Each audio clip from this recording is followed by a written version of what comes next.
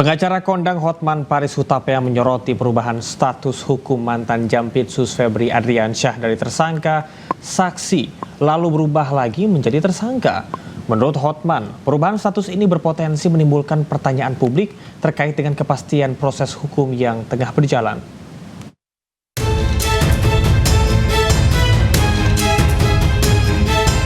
Dalam satu hari, status hukum ex-Jampitsus Febri Adriansyah berubah sebanyak 2 kali. Dari tersangka menjadi saksi, lalu diralat kembali jadi tersangka lagi. Rabu sore, Kejagung menerbitkan 3 sprindik baru dan mengumumkan status Febri Adriansyah sebagai saksi.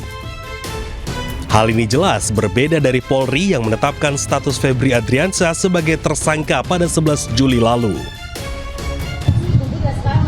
Tidak gugur, tapi kan kita sprindik dulu, terbit. Tidak gugur, yang penting kita terima dulu, kita pelajari semua. Berarti berdasarkan sprindik yang dikeluarkan Kejagung, artinya kemudian dalam pertimbangan kita termasuk sprindik dari Polri, orang dan sprindik dari Polri. Tapi untuk sprindik yang dikeluarkan Kejagung, artinya 2 orang itu masuk saksi. Iya, diantaranya sebut oknum salah satu negara. Hanya berselang beberapa jam setelahnya, Kejagung pun meralat pernyataannya terkait status Febri. Dalam siaran pers resmi, Kejagung menyebut status Febri masih sebagai tersangka.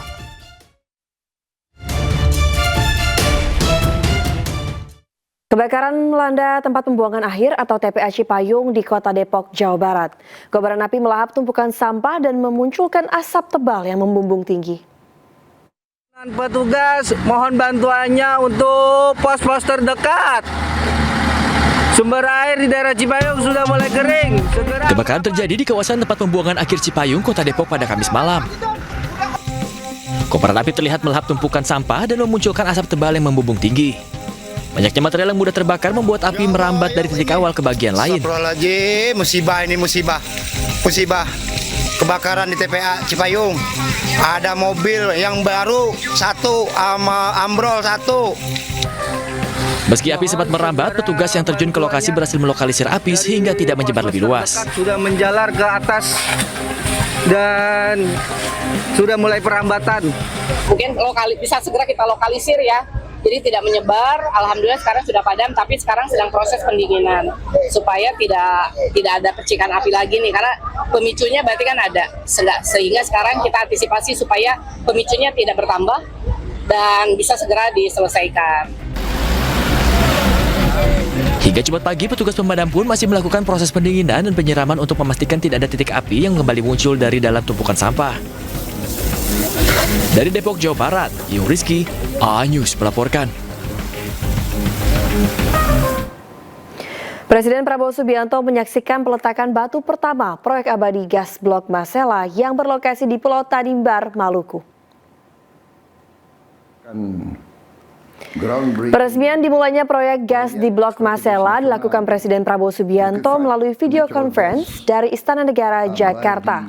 Presiden sempat meminta maaf kepada rakyat Maluku lantaran tidak bisa datang langsung ke lokasi proyek di Kepulauan Tanimbar, Maluku. Dalam pidatonya, Presiden menyampaikan rasa syukur lantaran setelah 3 dekade proyek strategis nasional yang telah ditunggu-tunggu tersebut akhirnya dibangun. Santi Om Namo Buddhaya. Dengan demikian, proyek strategis nasional abadi Masela ini merupakan suatu proyek yang sungguh sangat penting. Proyek ini hampir 3 dekade, 3 dasawarsa kita tunggu. 3 dekade, 3 dasawarsa rakyat menunggu. Alhamdulillah hari ini kita mulai pembangunan. Dan pembangunan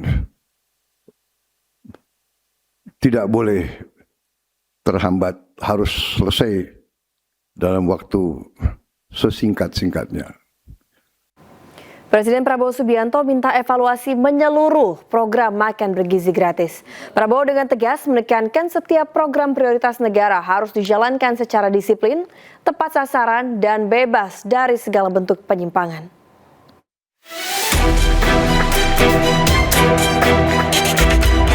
Presiden Prabowo Subianto memimpin rapat terbatas bersama jajaran Kabinet Merah Putih, pimpinan lembaga negara, Panglima TNI, serta para Direktur Utama BUMN strategis di Istana Merdeka.